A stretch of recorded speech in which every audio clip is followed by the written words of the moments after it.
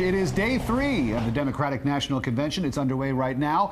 And the first order of business in Philadelphia, Virginia Senator Tim Kaine, who will be officially nominated tonight as vice president. And later tonight, Kaine, who is the senator from Virginia, along with President Obama and Vice President Joe Biden, will address the delegates. CBS 4's David Sutta is live in Philadelphia for us tonight. David? A lot of excitement in the air. In fact, we are expecting the president and the vice president to take the stage somewhere around the 10 o'clock hour tonight.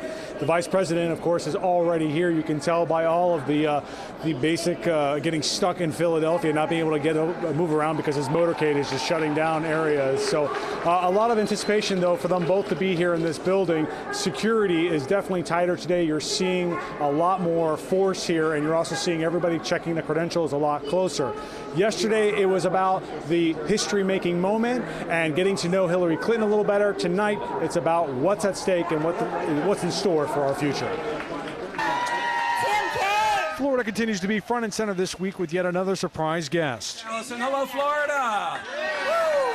Hillary Clinton's VP pick, Senator Tim Kaine, surprised Florida delegates Wednesday as part of a round of visits to key states. Do you know it wasn't an accident that the rollout of the ticket was in Florida? That was no accident. We know how critical Florida is going to be this cycle, and I have a feeling that I'm going to be coming soon to a theater near you. Kaine is the latest visit to Florida's daily breakfast following Senator Bernie Sanders on Tuesday and Monday's bombshell visit by ousted DNC Chair Debbie Wasserman Schultz.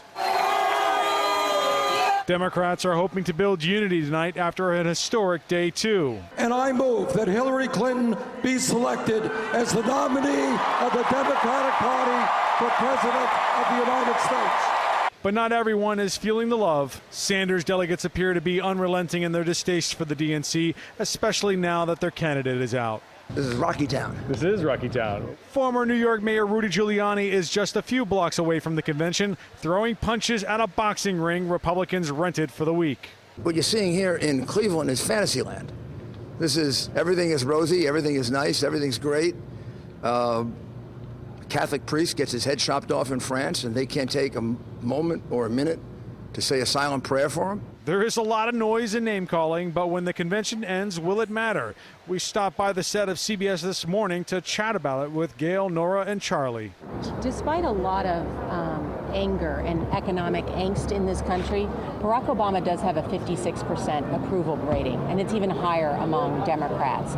So Hillary Clinton will want Barack Obama out on the campaign trail, and I have a sense that he likes campaigning. And I think that by the time November comes, the belief is that the Bernie supporters, and they're bruised right now, everybody understands that. As the convention reaches the home stretch, Charlie gave me some style advice. I was still taken back by the blue kicks there. What are those? They are Under Armour. I wore them in the beginning for comfort and not style. This convention, you certainly need that. Well, you sure do.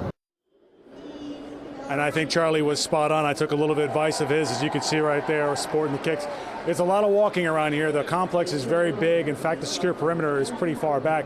I got to say, Nora was pretty jealous that we weren't commenting on her style. I have a feeling she might be sporting some new kicks tomorrow morning. We're live here in Philadelphia. David Sutta, CBS 4 News.